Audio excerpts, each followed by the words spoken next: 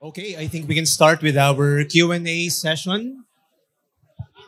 Sige po, settle down na po tayo para tayo ay makapag-start na ng ating last portion of our program. So this time, kanina we've been showing yung QR code for the questions so that you can submit yung mga katanungan natin or clarification from the topics that were discussed earlier from the 4 sessions. So ngayon, iti-take in na po natin yung mga katanungan na yun and we'll ask our speakers to answer them. And then dito po sa portion na ito, aside from the ones that you have sent via Slido, nag-set up din po kami ng mga microphones dito, one on this portion and one on that portion para kung sakaling you would want to voice out your questions, we will also allot a part for it para tayo po ay makapagtanong sa ating mga speakers ng inyong mga clarifications or questions as well. So, okay. So, nandito na rin si Pastor Exley, Brother Jezreel. First and foremost, thank you. Thank you so much. At praise God sa mga sessions na ating na-cover kanina. It's personally beneficial sa akin. There's a lot to take in, basically. And magandang mapag-usapan ito sa mga respective fellowships natin and magandang starter din for further study. Yeah. If it's something that you have encountered for the first time or maybe it's something that you have been wrestling for quite some time, napakaganda ng mga sessions kanina to get ourselves started or to even challenge yung current thinking natin pertaining to these doctrine. So, sige, I think we can start with our Q&A. Dahil ako po yung may hawak na mikropono, gusto ko po mauna. Mabilisan lang naman, no? And I want to give this question to both of you gentlemen. Yeah. So, first question is, why the topic on classical theism? Why do you think from your perspective it's important?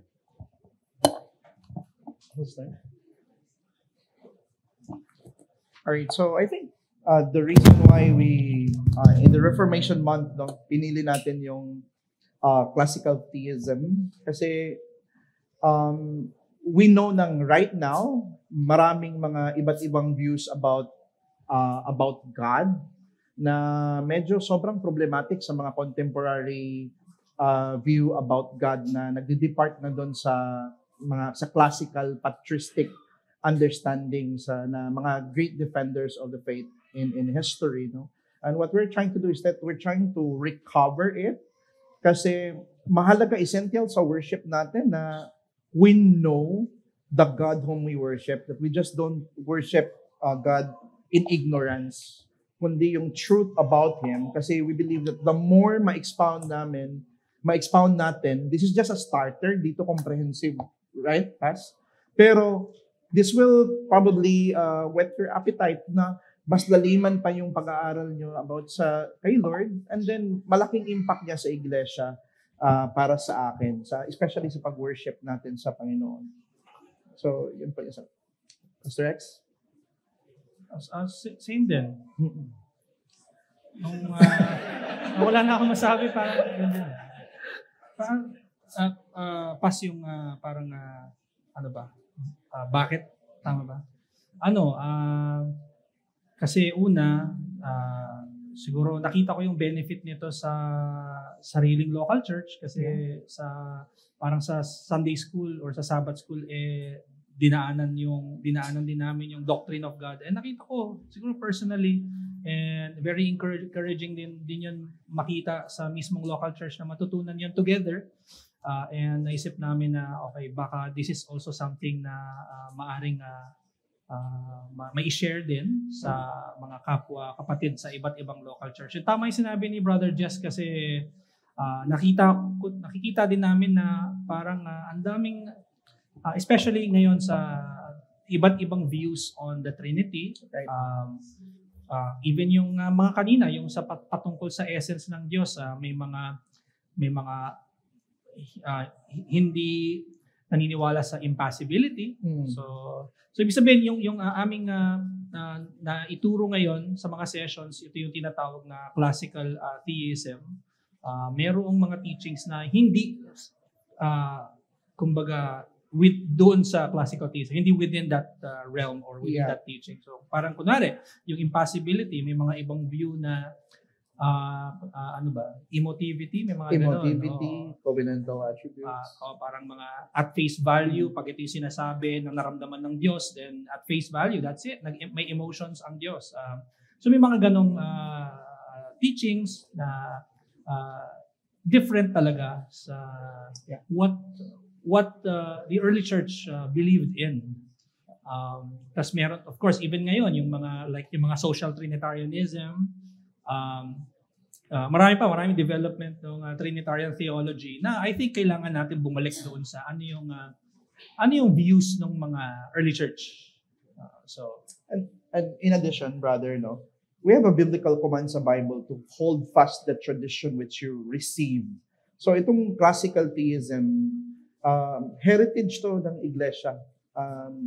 They fought hard and long, mga early church fathers, para yung successive generation mag-benefit dito sa doktrina na pinag-aralan nila ng mga iglesia. So ngayon, ayaw nating mangyari na masayang yung deposit na yon or yung heritage na yon na inherit natin sa mga early church fathers. And of course, we use the Bible as our infallible rule of faith para ma-filter din natin yung mga view nila. We're not saying the church fathers are perfect in their theology, but we have the scriptures to filter which is biblical and which is not. So, yun, hindi na kailangan ng iglesia ngayon na mag-conduct tayo ng separate study about perichoresis or about three subsistences, one essence, about sa eternal generation. It will take us many, many years for us to come up with those doctrines. But we receive them and i-check na natin sa Bible kung align ba siya sa turo ng Biblia. But they were articulating it very accurately. So, yeah.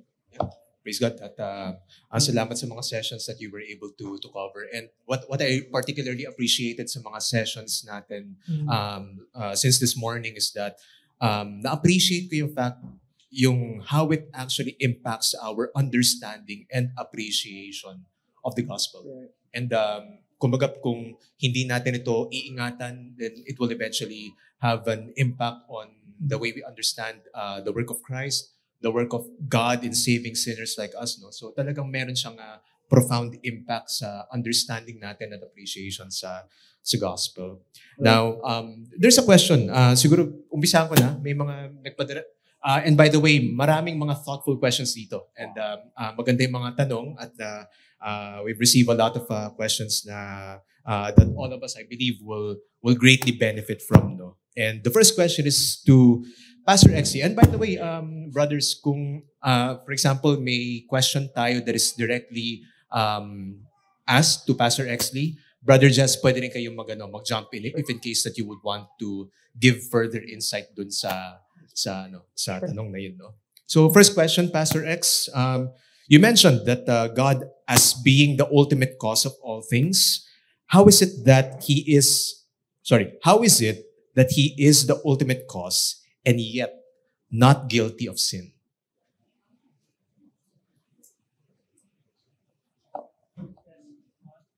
So ultimate cause siya, pero how is it that He is not guilty of sin?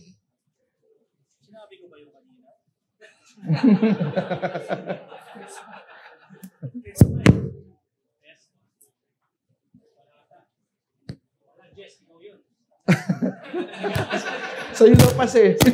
Say na bukas. Test mic. Ayan. Ano ba? Well, incomprehensible si God eh. So, pwede tayo mag-appeal doon lagi. Anyway.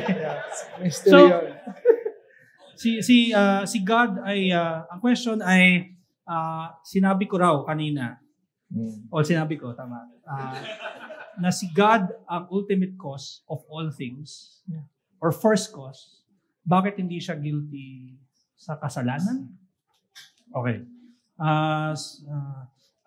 Dito papasok yung doctrine ng concurrence na tinatawag, na kung saan nagko-concur yung first cause, who is God, and yung second causes, at yun ay ang creation. Makita natin yon sa life ni Joseph nung siya ay binitray at pinersecute ng mga kapatid niya, and then dumating yung time na siya ay na-exalt na into kumbaga second in command in Egypt, at nakita niya yung mga kapatid niya at sinabi na sa mga kapatid niya sa Genesis chapter 50 verse 20,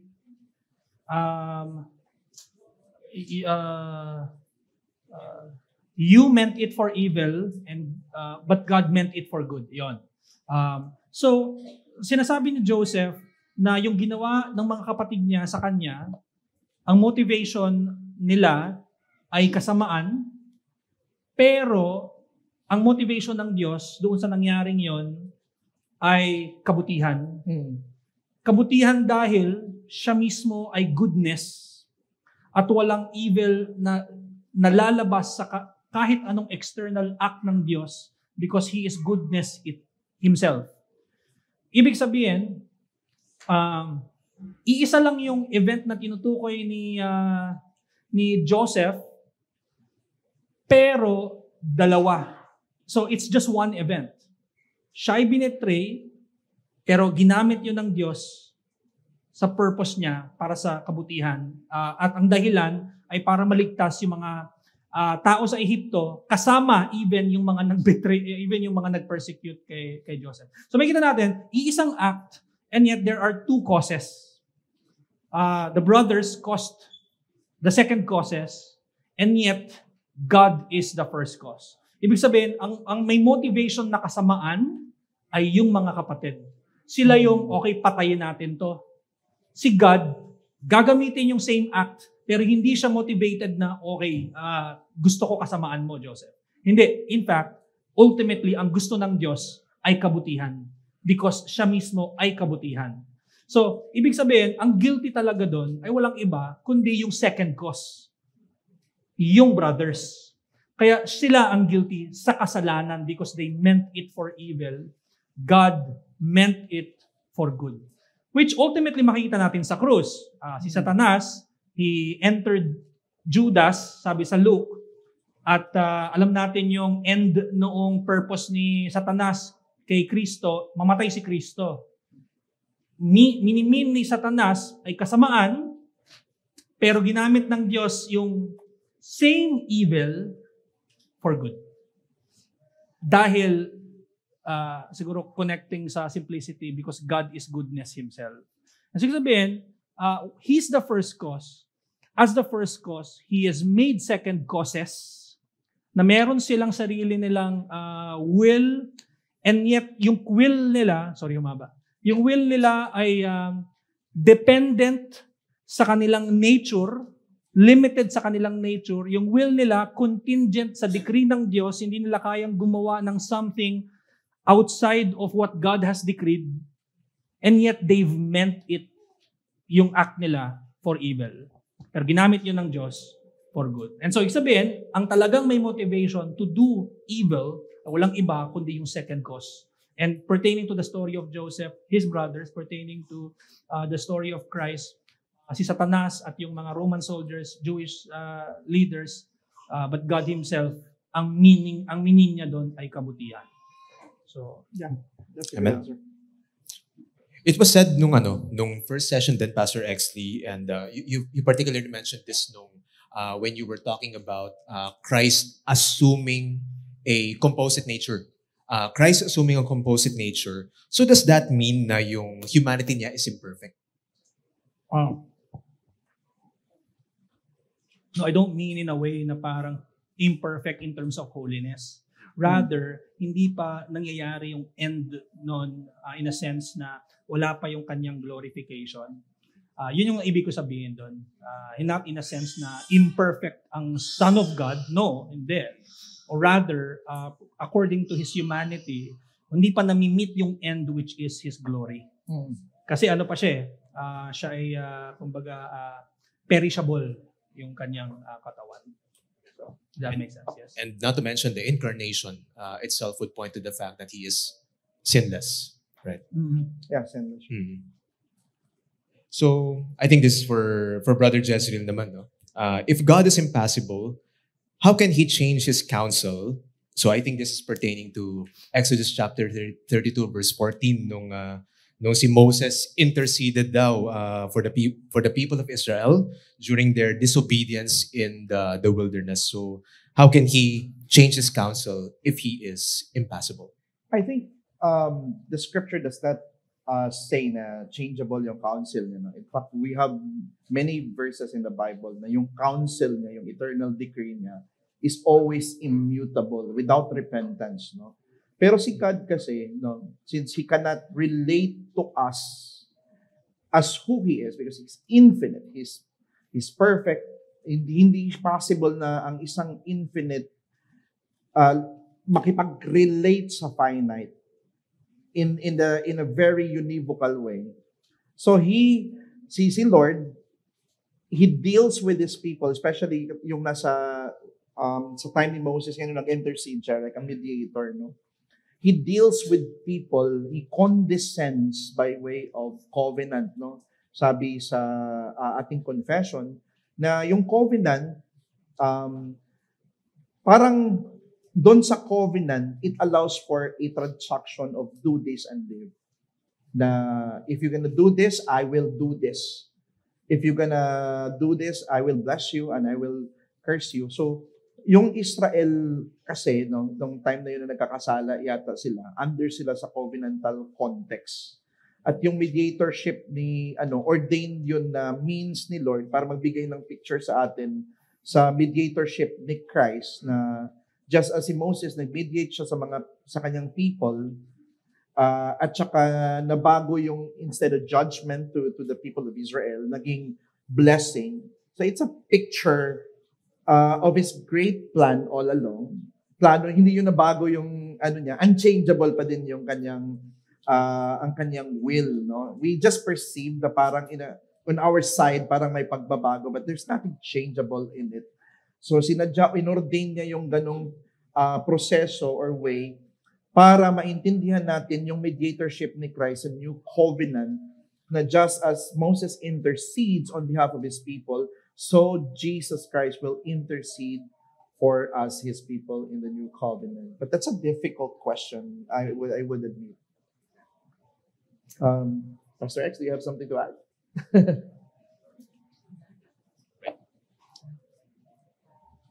So is it right for us to think or just think? So interesting question dito, no?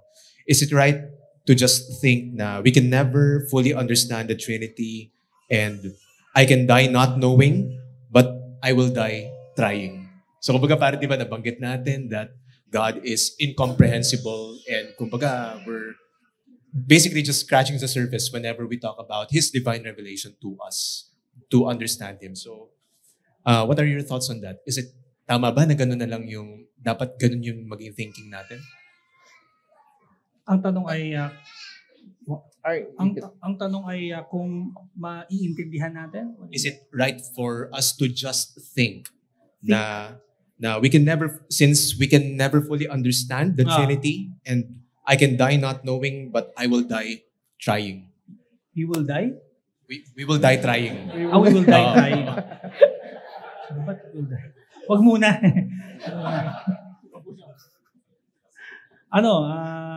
Oo hindi natin never natin mako-comprehend yung fully comprehend yung essence ni God eh. That of course includes the divine persons. Maganda yung illustration ni Sam Renihan eh. Sabi niya parang nag-embrace ka ng malaking puno. Pwede mo ma-apprehend pero never mo comprehend. Ma-fully, ma-fully comprehend. Actually very devotional yung yan. Kasi you'll be reminded na imagine mo pag tayo ay dahil sinabi nung nagtanong na namamatay let's say mamatay tayo. At tayo ay patuloy na nabubuhay, kaluluwa, tapos pagbalik ni Kristo, body and soul, eternity, kumbaga, walang katapusan yon yung ating buhay, ever increasing pa yon, walang katapusan, at ever increasing knowing God. So, even now, kahit isipin ko siya, hindi ko siya mag-grasp. Yeah. Kasi we can never, kumbaga parang sa incomprehensibility, meron kasi tinatawag na archetypal tsaka ectypal. Yung archetypal, yung self-knowledge ni God. Ectypal, ito lamang yung knowledge natin sa Kanya na Kanyang ni-reveal sa atin. And even pag nasa langit tayo, it's still ectypal. Hindi natin pwedeng matap yung archetypal na yon, yung self-knowledge na yon. So yung sabihin, dahil finite tayo,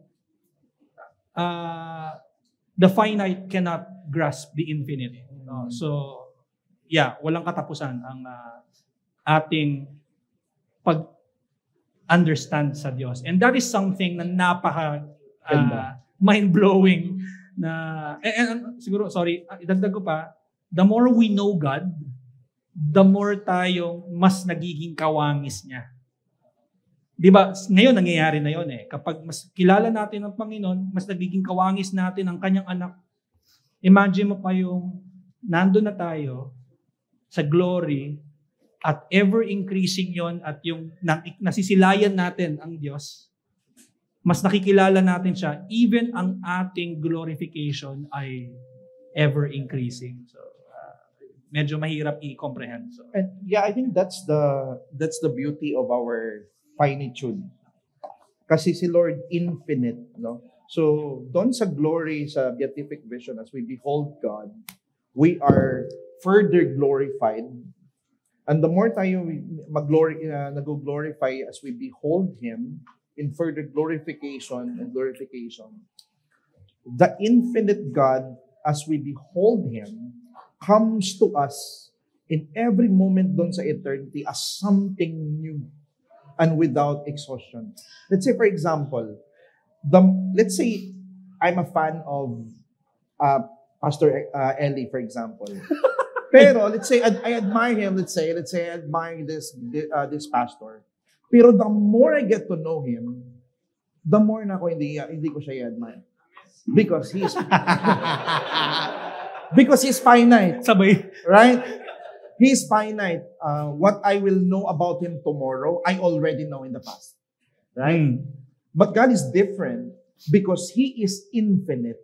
So the more you know Him, every moment of knowing Him, it's not only just something new every time, but it is escalating. Kumbaga, ang joy mo na mo sa Lord, hindi lang same degree of joy right now, in the next moment, same degree, not at all.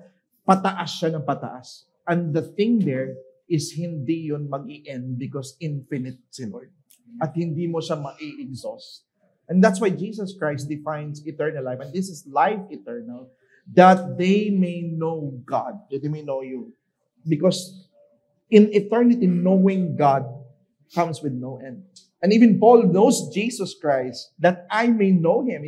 He has that desire of knowing Him further. So, ang Trinity, yes, we know about Trinity, but to understand the full mystery of Trinity, hindi natin marireach yung summit point noon, no? Because God would need to be finite as well in order for us to fully comprehend Him, I would say. Something relative to the 1689 confession. So, this question is from Deacon Jeff from TRBCC. So, revised 1689 Baptist Confession of Faith uses changeable emotions instead of passions. Do you think this is still consistent with the doctrine of divine impassibility, implying that He has emotions, yet not changeable? What was the language in unchangeable? Ang ginamit daw ng revised 1689 is changeable emotions rather than passions. Changeable, without changeable emotions. Without. Ang question is, do you think this is still consistent with the doctrine of divine impassibility? Also, that's fine. Na dinideny natin yung changeable emotions. Pero ang problem lang doon, no, is that we are saying na kung i-adapt natin yan, siguro ang difficulty ko lang, I'm not saying wrong yan, no? Parang you're saying na there's an emotion of God. It's just that it's not changeable. Ganon. But if you're going to use that language, you need to recreate a different definition of emotion that is not in the standard definition of the early church fathers and even the contemporary definition of emotion. So, mamproblema tayo, no? If, for example, gagamit tayo ng definition na may well-established na meaning, right? Tapos sabihin, emotion pa din ito, pero unchangeable. Lalagyan mo ng qualifier siya, no? Na unchangeable. Pero kaso din, parang may tendency, I'm not saying, I could be wrong on this, pero this is just my understanding. Ang problem kasi doon, parang naha-hijack mo na yung term ng emotion, no? Na nabago na siya bigla. Kasi ang emotion has a different meaning na capable to be changed or to be acted upon by another and receive some sort of perfections. So, parang hindi lang ako, I have the difficulty lang of accepting that changeable emotion thing. Baka kasi ma-lead doon sa gano'n na ano. Pero baka rightly qualified or rightly meant, baka pwede naman siguro maging acceptable. It's just that I'm not comfortable. What are your thoughts? So, before I head on to another question, maybe baka nahihiya lang po tayo, no? We have, once again, yung mga mics dito. If you want to voice out your questions, feel free to come in front. Pakilala lang po tayo. Just say your name and kung saang local church po tayo. So, yun lang para in case na gusto po nating magtanong on the spot. Now, sige. Is the statement na the Father is God or the Son is God or the Holy Spirit is God? This question is from Julian. A statement of identity or a statement of predication? So, to whom the question is intended for? Sige, sagutin mo na. Yung kumbaga yung statement daw ba na the Father is God or the Son is God and the Holy Spirit is God? Is it a statement of identification or... Identification? Identity or a statement of predication? A statement of predication? Yeah, pinipredicate naman natin talaga yung Divine essence. The divine persons. No? But I would not say, Jesus is God. Yes. Sa essence niya. Yeah, we predicate. Pinipredicate yung Persona. essence, divine essence doon sa specific person. Yes. Yeah, so They has supposed the same undivided essence. Yeah. So, ang tanong ay kung statement of predication or statement of Predication. Identity or predication? predication, no? Depends on what is being meant by predication Identity. kasi at saka sa identity. Pero Oo nga, no? we Baka- predicate Jesus is God.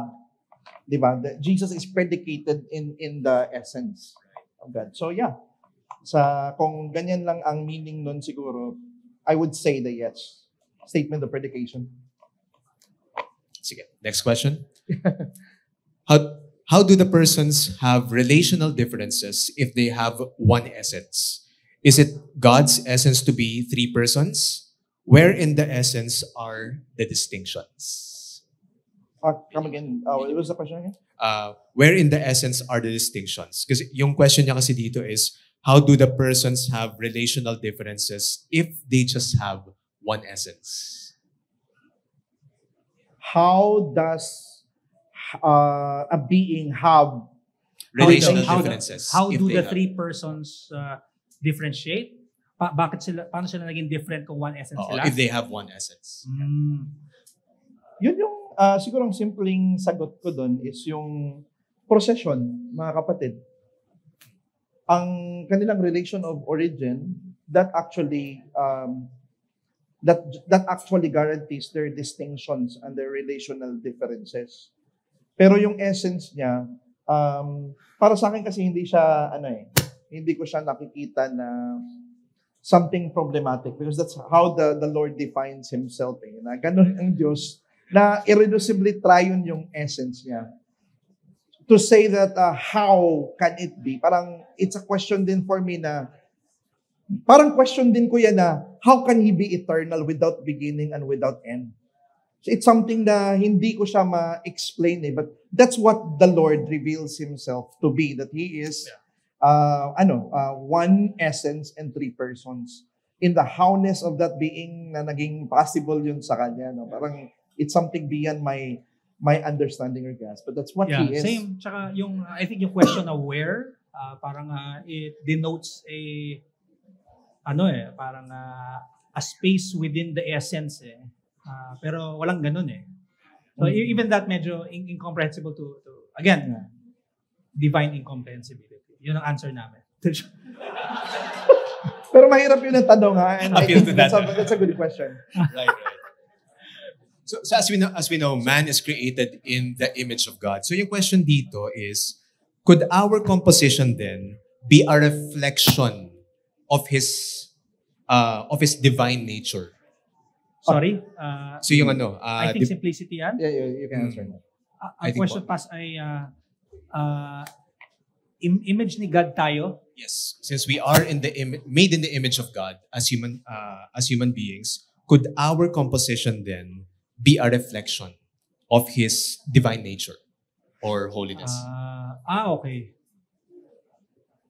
Yung Imago Dei or yung image of God, not necessarily when we say image of God, patterned tayo sa essence ng Diyos. Kasi hindi kasi totally different essence ang Diyos eh.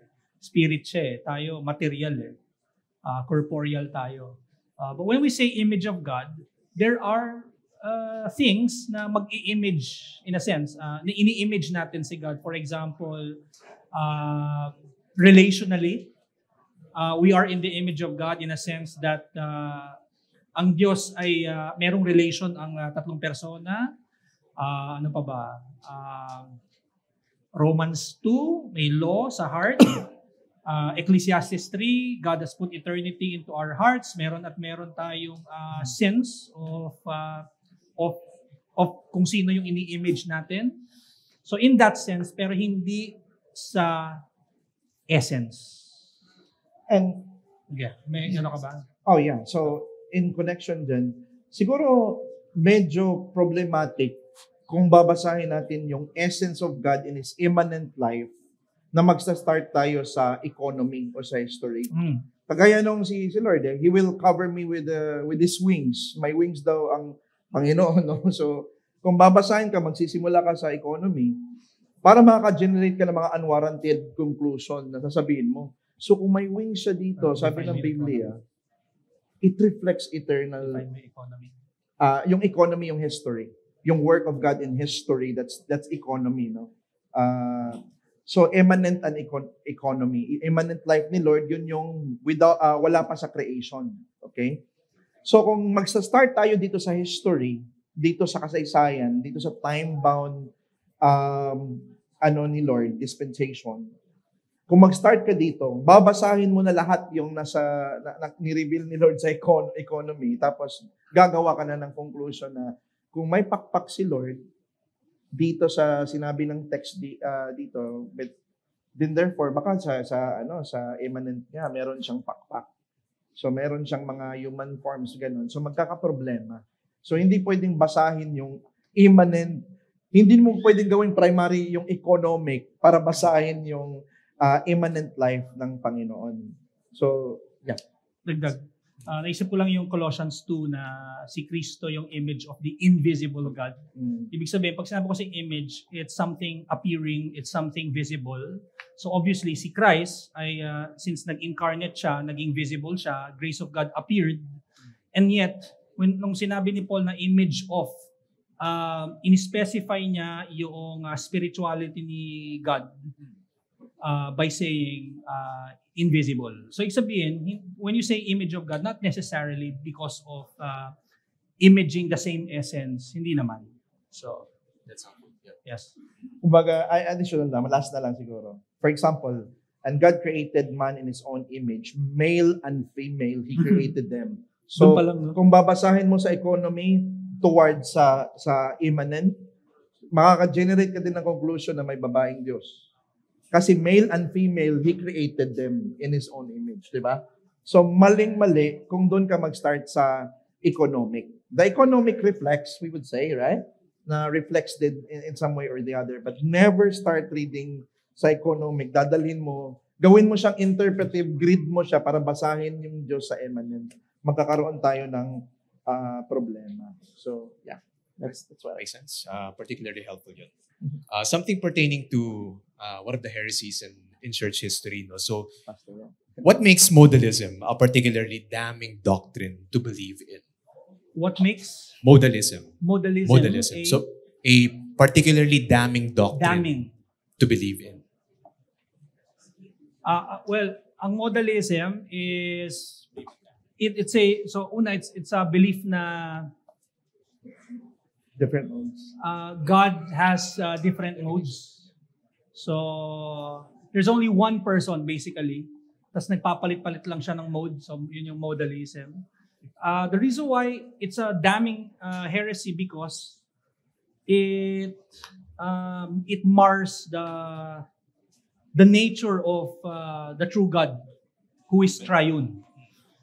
Not only that, I think pag modalism, ang implication nito, there will also be another heresy which is patripasyanism. Yep. Is ibig sabihin, dahil nga isang person lang ang Diyos, kung si Son ay nag-suffer, therefore si Father also ay nag-suffer. So that's another heresy. So kumbaga parang yun, minamar niya yung totoong nature ng Diyos. So Yeah, and it also destroys the gospel. yes, Um, ultimately yes. Ang modalism, no? Kasi Yes. imagine mo si Christ, He intercedes to the Father. Kung siya pa din, parang He intercedes to Himself. We are making, sa modalism, it makes God a liar. Kasi for example, our Father, thou art in heaven. If He's referring to Himself, what are you talking about? You're in earth. Parang walang sense na mag-pray siya kasi the person is praying to is just Himself.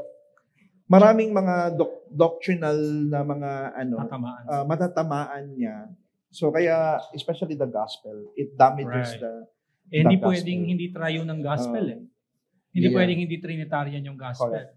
Dahil nga Kaya inseparable. damnable siya. To the point of inseparable operations, Mm. it cannot be na hindi triune ang Yeah. It cannot, ang, hindi gospel. pwedeng in-accomplish ni Son yung work nang hindi yon nagsimula sa Diyos Ama at hindi yon applied ng banal na Espiritu. So we have a question here.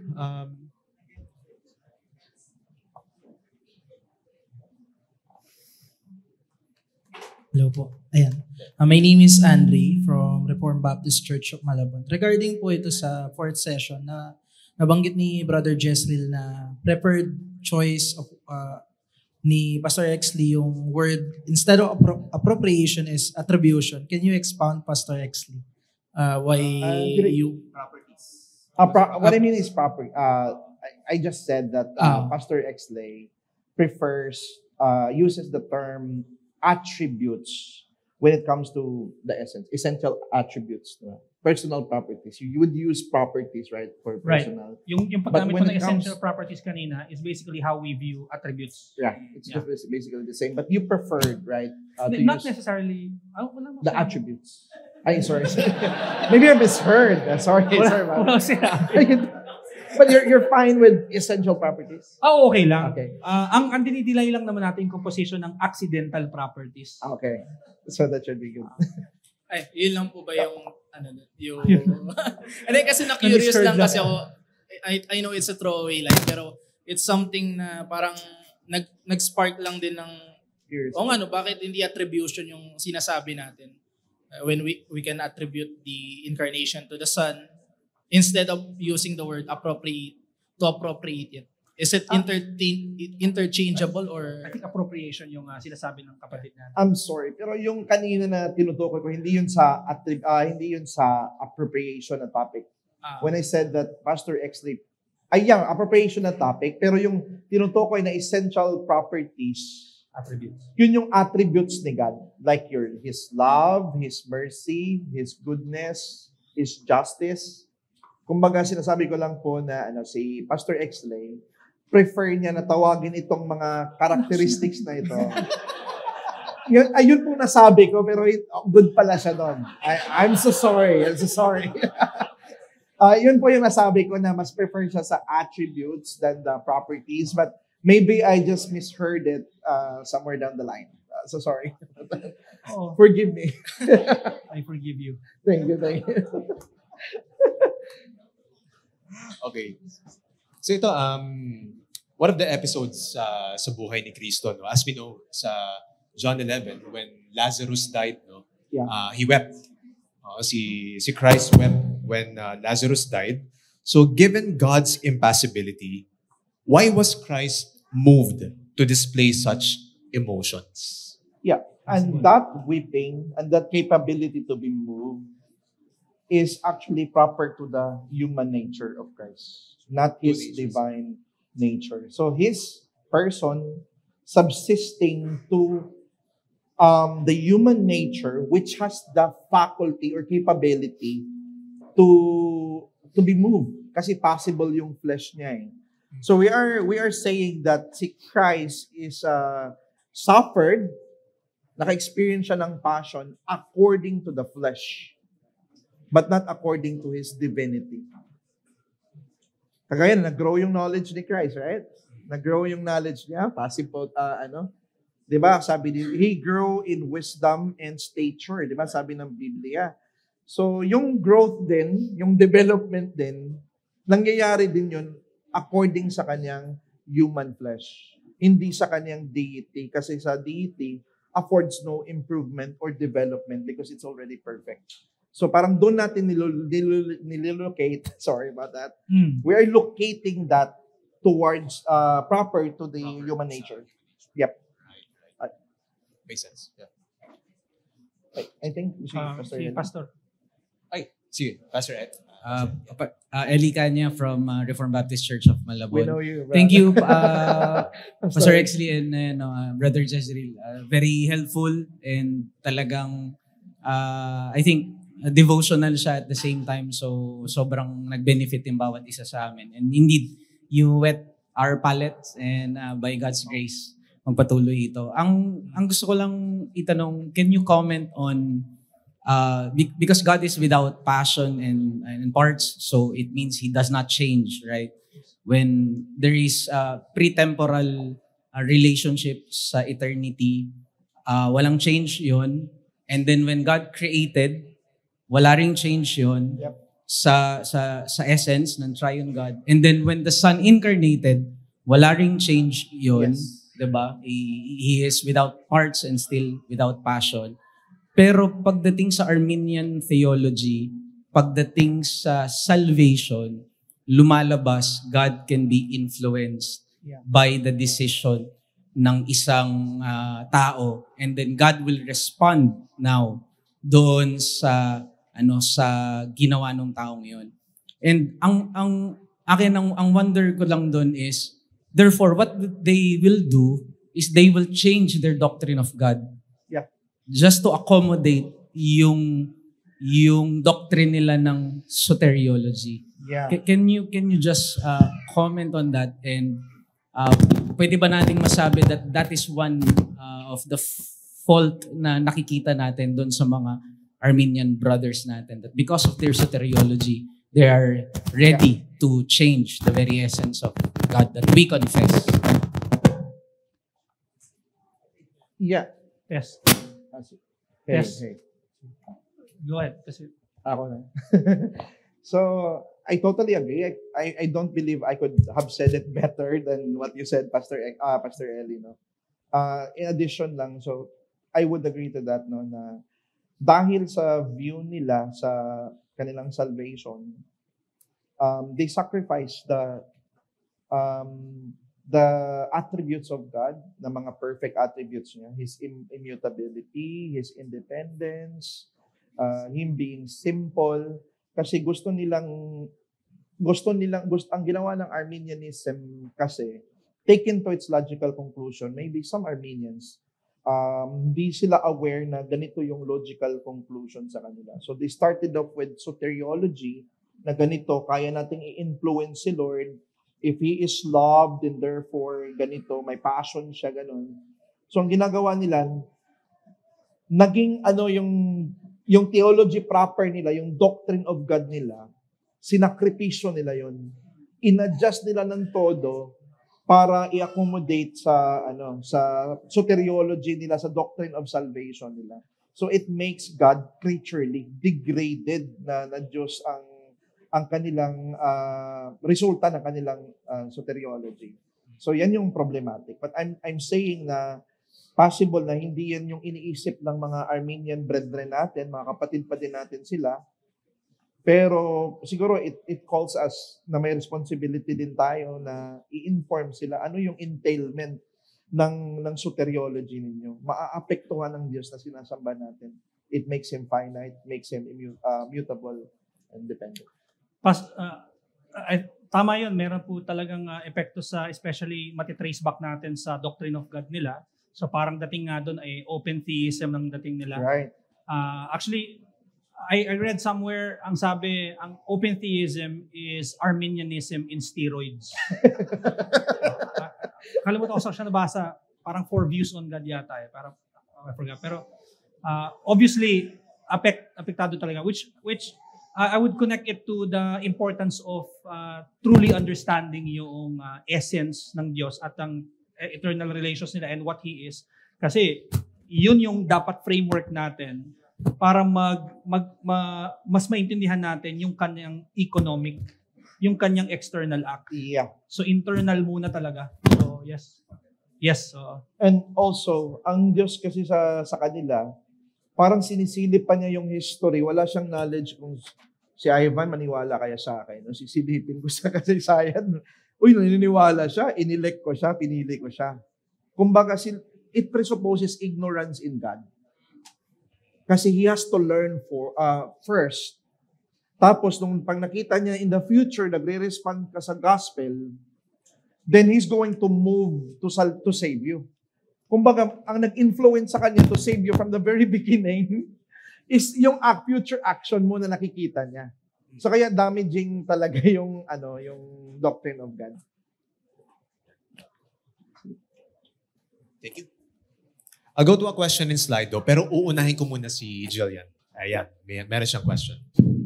It's me again. Hello. Something came to my mind when you answered that question and you said something about certain things that are proper to Christ's human nature and proper to His divine nature. I've always believed in this idea that the only reason Christ is a sufficient atonement for us is that He has infinite nature because He would be able to take upon the infinite punishment that was due to us unto Himself. But which nature of Christ received God's wrath? Well, I mean, is it proper to His human nature or divine nature? Give me something solid on that. The wrath of God? Yeah. The wrath of God fall upon Christ, the God-man. The God-man. So, God-man. okay. Yes. So the scriptures, yung nabanggit kanina ni Brother Jez, yung siyang ginanggit na communicatio idiomatum or yung communication of properties. Ibig sabihin, while we can understand na parang merong ina-appropriate natin, like ikaw kapatid na sinabi mo, the human nature, according to his humanity, siya ay nag-grow sa kanyang knowledge, but according to his divinity, he did not ever lose any of his divine qualities. Pero yung act, pati even yung death, ina-acknowledge ng scripture. For example, sa Acts chapter 20 verse 28, sinasabi doon that God is dead or God died.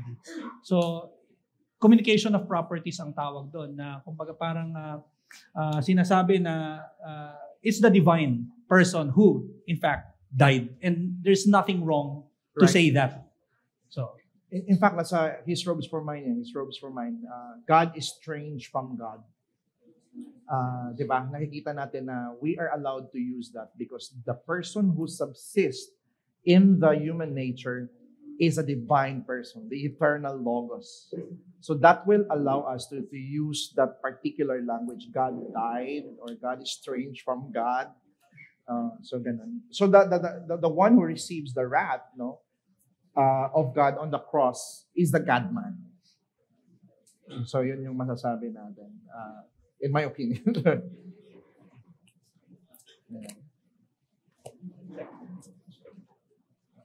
Check. There you go. Okay. So talking about subsistences, I think this was something that you were able to cover, Pastor Rex, during your session number 3, no? Is the Son's incarnate subordination to the Father eternal or temporal? is the Son's incarnate subordination Subordination eternal or or temporal? temporal. Yung Might be helpful, incarnation ni Christ, according sa Philippians 2, na sinasabi ni Paul na kopyahin natin yung humility ni Christ, and at ang example niya ng humility ay yung incarnation, which happened only in history. Ibig sabihin, sinasabi pa ron na in obedience pa up to death. So the fact na may obedience, ibig sabihin merong submission. So yung incarnation, doon nangyari yung submission, doon na sa pagpapadala kay Kristo, sa pag-condescend niya in assuming a human nature. Doon lamang yung submission, hindi in eternity. Or doon lamang yung subordination, hindi sa eternity. So, kung ang question ay kung yung incarnate subordination niya, eternal or temporal in a sense na ito yung nangyari in history. However, dahil siya ay God-man, so merong human will pa rin si Kristo at yun ay nare-retain niya, then therefore, ang kanyang human will ay talagang under subordination pa din sa one divine will. How about in the covenant of redemption? Oh, ba't ka nagtanong? Covenant of Redemption. Sa Covenant of Redemption, ang Covenant of Redemption is not, it is still outside of God. Hindi siya ad intra in a sense na ito ay internal or necessary kay God. Na parang eternal relation, na parang the Father begets the Son in eternally. Eternal yon, pero ang Covenant of Redemption ay hindi eternal in a sense na speaks of the essence of God. It's still outside of God. Pre-temporal. And yet, before history. Hence, I think the proper term for it would be pre-temporal. Okay. And kung i-connect dun sa question na subordination ni Son, I do not think that in the Covenant of Redemption that there's a subordination because hindi pa nangyayari doon yung incarnation or yung human will. Kasi for there to be a subordination, dapat merong will na nag-subordinate sa another will. Okay, Merong nagsasubmit sa merong authority. Hence, in the Covenant of Redemption, I believe the proper term would be in agreement ang Father and Son. What do you think? I definitely agree. Kasi it has been brought up by many reform. Kasi may iba din silang view sa Covenant of Redemption. The mere fact that in the Covenant of Redemption, the Son agrees to take that role to become the sacrifice and mediatorship. So therefore, the Son as one of the covenant parties of the Covenant of Redemption is doing already para sa kanila, is doing already a submission to the Father, or what do you call this one? Humiliation. Doon na daw nag-start. Sa Covenant? Sa Covenant of Redemption. But there, yun yung sa ibang mga reform na nakikita ko, nakababasa ko. At even it's found in the book of J.V. Fisco sa kanyang Trinity and Covenant. May mga reform na ganun din ang view. It's just that para sa akin, I would agree with you, Pas. Kasi yung will doon, ng pag-agree ng Son, so may appropriation doon. Yeah. The Father, as it accords to Him, being the Father of the Son, He's the one who sets the terms. Yep. He expressed that will to be the one who gives the will. Yeah. And the Son expresses, according to His relation to the Father, being the Son, Right. proper to Him, He expresses the Agreement. will to be the one who accepts the will of His Father. And then, I would locate the subordination na nangyari na dun sa history. Doon na sa Agreement implementation, economic na nung execution Right. noong yung mission na Yeah. doon sa kung ano yung pinlano nila sa covenant. Doon na yung doon na yung subordination. Kasi Proper. doon na yung merong assumption ng human will. Yeah. And thus yun yung sinabi ni Christ na, for I have come not to do my own will, Yeah. but the will of Him Yes. who sent me. Which is Right. referring to the Father. Right. Sige. Next Amen. question. Doon naman sa Ito, thus eternal relations of the Trinity supports the doctrine of Christological supralapsarianism. So baka ano lang baka lang kailangan lang natin i-define for our folks here na hindi pa ganun ka-familiar sa supralapsarianism. Since redemptive plan is all accomplished in the Son. So does it support daw does eternal relations of the Trinity supports the doctrine of Christological supralapsarianism? I think kahit hindi eternal relations I think biblically I think Ephesians 1 God has chosen us in Christ. So doon pa lang I think for me lang kasi baka may ibang may view. Pero pagdating sa eternal relations I think oo rin pwede nating sabihin na How? wala kasi agree lang ako sa super.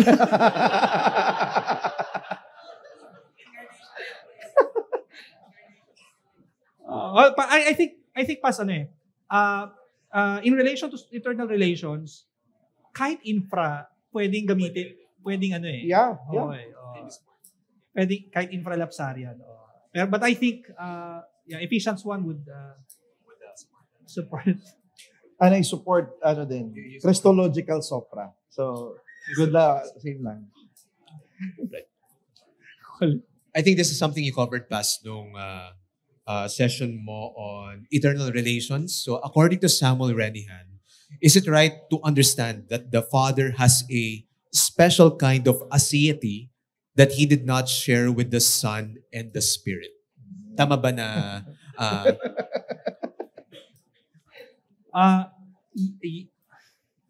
special kind of aseity. special kind of aseity? Right. So essentially, the Father is ase. Essentially, the Son is ase. Essentially, the Spirit is ase. Personally, the Father is ase. Personally, the Son is not.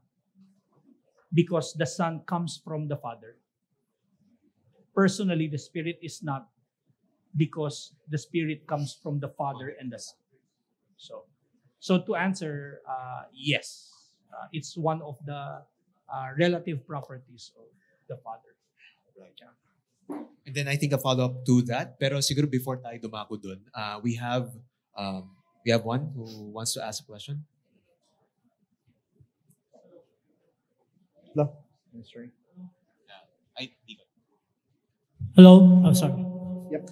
Hello po. My name is Ralph from Valley View Baptist Church. I had a friend back in high school. He's now a preacher. Unfortunately, he became a modelist. Modelist. Modelist. Yeah, oneness. And chinat niya ako sa Facebook because he realized na I became a Christian and meron akong pinupost. And then I understand that his point is wrong. He's heretical, but he was also calling me a heretic. So, yeah. One of his main argument that I find it quite challenging was the Isaiah chapter 9 verse 6. Let me read you the scripture. My question is, how do we properly interpret this verse? For a child is born to us, a son is given to us, the government will rest on his shoulders. He will be called Wonderful Counselor, Mighty God, Everlasting Father. That's his point. Everlasting Father, the Son of God was called a Father and Prince of Peace. I know it's an outside. And another question is believing the Trinitarian doctrine salvific? Means, is it necessary for a Christian to be saved to believe in a doctrine of Trinity? Yes. I'm not saying that dapat maintindihan mo. I'm not saying, what I mean is, are those people who disagree, are those people who disagree, are they not saved like the oneness folks? And kasi hindi naman talaga lahat makakaintindi, di ba? Like even us who believes in Trinity, we don't fully grasp it, but we don't disagree. So I'm speaking about this category who strongly disagree. So yun yan, isa kayo ng question. Tingin mo? Okay, sir. Siguro, brother, yung eternal Father dyan sa Isaiah 9. For unto us a child is born, di ba? Tapos, he shall be called Wonderful Counselor, Prince of Peace, Eternal Father. Hindi ko siya tinitingnan yung yun yung God the Father, ang Eternal Father dyan eh. Kasi sa ancient Near East time, may mga cases na ginagamit ang Father, like Father of Creation, as an arche.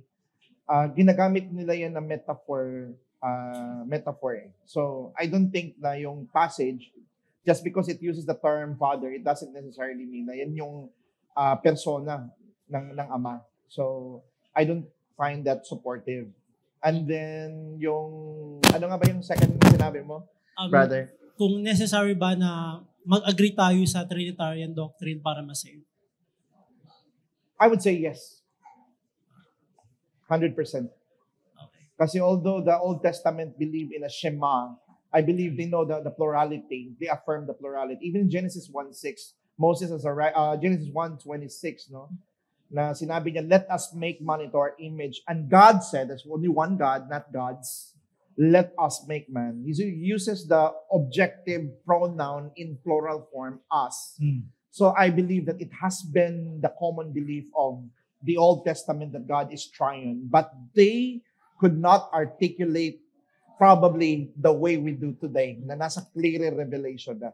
But I believe they have that innate understanding that God is triune, and by the revelation of God as well.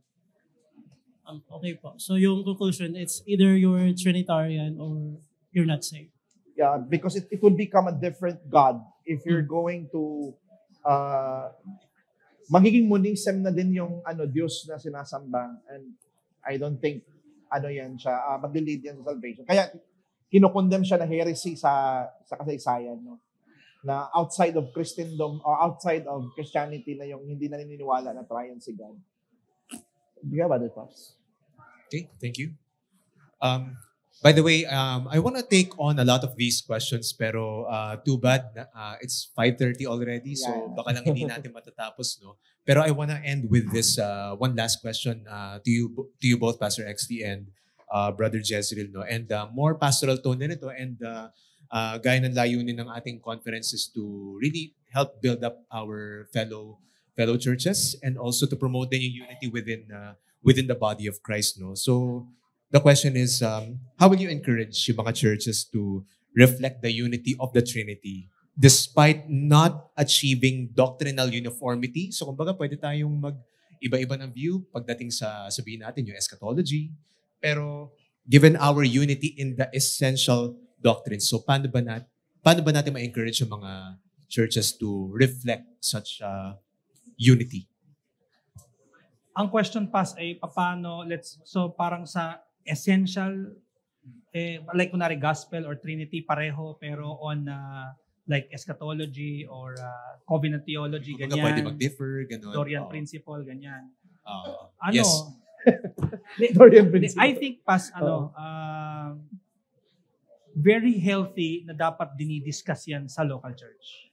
Dapat merong avenue ang mga tao. Kasi we cannot expect people na pare-pareho sila ng doktrina pagdating sa eschatology. Hindi natin yun at the end of the day, hindi natin mapipilit yun sa mga tao. I think there's more unity to the fact na kapag sila ay nagkaroon ng opportunity to sharpen one another at pag-usapan ng kanilang mga differences, actually doon mo pa nga makikita yung pag-bear with one another. The fact na meron silang differences. So, and attain yung unity of the doctrines of the faith, ika sa Ephesians chapter 4. Ibig sabihin, may opportunity na baka mas maano ka pala sa, let's say, sa post-millennialism or amillennialism kapag pinag-uusapan nyo. Hindi lang yun. Let's say, kayong dalawa or marami kayo, hindi kayo nag-a-agree pa rin, pero mas may unity doon kasi naiintindihan mo kung ano yung posisyon nila. At naiintindihan nila yung posisyon mo din. So I think mas may harmony doon kasi hindi kayo nagmi-misrepresent. Kasi the more you misrepresent, the more disunity yun. Yeah. I think. And I think I would also move na yung endeavor na yun, hindi lang siya malilimit sa church, no? Pati din sa association kasi those differences ay hindi lang siya between members ng isang church eh. Sometimes between churches. So, but if you have in association, I'm grateful, and not to brag, I'm happy with our association because very open yung association namin for discussion of differences. So, maganda na meron din ganong avenue ang association para on a church level, on a wider level, madidiscuss nyo yung differences ninyo rather than branding the other view na legalistic or imamak yung other churches who hold otherwise, hindi siya maganda. So, maganda din siya on an associational level para wide-ranging yung yung inter-church unity. Parang gano'n. Not just intra-church unity. So, para sa akin, maganda na sa fellow member ng association, if you agree with the certain statements of faith, may mga articles of faith na agreehan kayo on those general belief, be open to discuss different doctrines kasi nakikita ko yan din sa association records of particular Baptist sa sinulat ni B.R. White sa kanilang mga meeting, sa mga meetings nila sa association na may nag-present na mga iba't ibang view doon at ina-accommodate nila. You can check that online for free lang yun. Associational records of particular Baptist 1640 plus moving forward by B.R. White. So makikita mo na hindi nila pero kung meron ng talagang outside na sa gospel, hindi na nila inasa. Din this fellowship na. Segue mo na, invite mo na. Association sabi ko next week. So, by the way, I would like to invite you Nag-imbita na. sa Cavite, merong may new association na na-create, na reform, no, together with and I will be one of the speakers, Pastor Exley and also Pastor Eman and Pastor Joseph Eleos right there doon sa Cavite. It's a good one. And ang amin ding association is planning to do an inter-associational friendship with those other associations so that we can be more united, no, and maging far-reaching yung mga mission. So I hope na if you're closer or near to Cavite, please join doon sa this coming November, next week na, di ba? This coming week of November 8 ba? 8, yep. That's it. So, brother, sorry, I did mention the last one na, pero praise God dahil nasabihan ako ng team natin na we can still accommodate one more, no? So, meron pa isa. Yun, ang pinakamahirap yan. Thank you, brothers. Kasi we really felt na yung labor nyo, we really gained much from your labor. So, by the way, my name is Ivan and I'm from Reformed Baptist Church of Malabon. Whoa!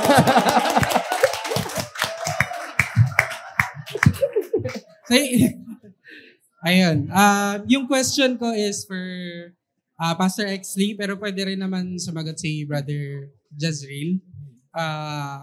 With regards dun sa divine simplicity and dun sa relative titles. So, Okay. since we do not believe that the relative titles such as Creator, Lord, and Redeemer are essential to God, otherwise, the creation will also be essential to Him. Right. Kasi hindi siya pwedeng maging creator without a creation, right? And hindi rin pwedeng maging potential creator si God and who becomes an actualized creator come Genesis 1, right? Hindi why don't they qualify as accidental properties? And why is it wrong to call them covenantal properties if they are only valid in relation to the created order? Isip ako Okay. That's a great Reformed Baptist question.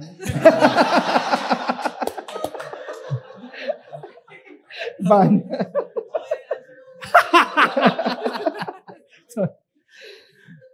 Okay. Modal collapse. Right? Mamamodal collapse kapag... Yeah. So, syempre hindi necessity ang creation. Right? Kasi pag sinabi na necessity ang creation, Then, kumbaga parang hindi nahiwalay yung essence sa kanyang external act. Yep. Pero yung Creator, yung Lord, yung Redeemer, Sustainer, they're more like titles in a sense na parang in relation doon sa creation. So, kumbaga parang it's not like God was not Creator ever. So, kaya siya Creator, yung label itself, yung relative designation, appropriate yon sa kanya because in relation to what he has already done. So it's not like parang siya ay merong dinagdag na property sa kanya. So, what do you think?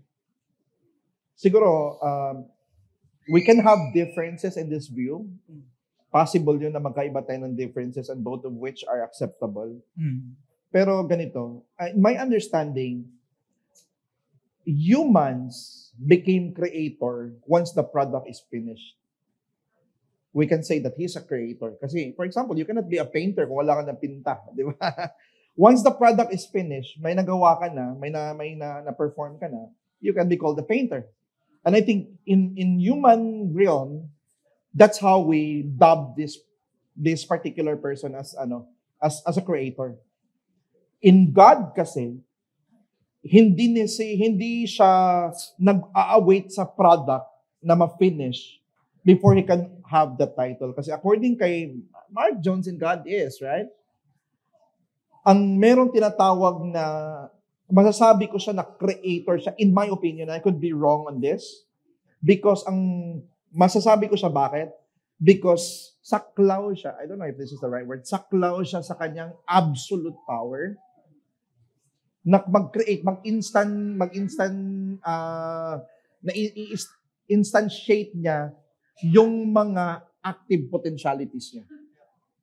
Pero sa ordained power, ang expression sa ordained power niya is different than the absolute power. Yung nakita natin na ginawa niya na creation is in the ordained power according to Mark Jones. So it's an expression of his power.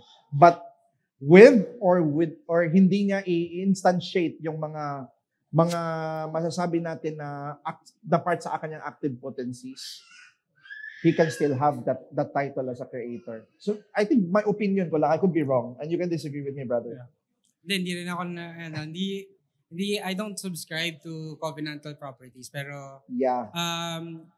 I just want to clarify. So yung lordship niya, yung pagiging redeemer and pagiging creator are not exactly properties.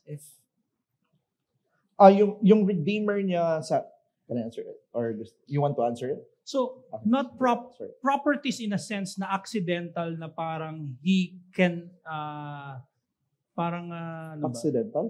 Accidental? Kasi di ba hindi siya composed of substance and accidents. I would say siguro ang essence niya. Ang redeemer, ang pagiging redeemer, in my opinion, okay? Ang redeemer kasi is diverse expression of his love. Love niya yan, yung pagiging redeemer niya na title. Kumbaga, manifestation yan into different objects. So, yung kanyang redeemer, so yung creator niya, kaya siya creator, yun yung relative designation niya. It flows out of what is his attribute of power, which is essential to him. Yung kanyang redeemer, that's his relative. That's a relative designation. It's a designation relative in relation to the creation, pero it's coming from love. His attribute, which is love, na hindi accidental property. That's right. So I agree with that. Yep. I'm not sure if I communicated it essentially. Like for example, yung yung pagiging creator niya is the outworking of his omnipotence, if I get it. Yeah. Yes. Okay. Yes. Yun lang. Thank you, brothers. Thank you, bro. Thank you for your labor. 1689. I'm sure many of us have been blessed. So praise God. Love you, bro. Yeah. Praise God. With that, so that concludes our question and answer. Pastor XD, Brother Jez, maraming salamat Thank for you din. patiently Praise God. answering the questions. Napakalaking tulong.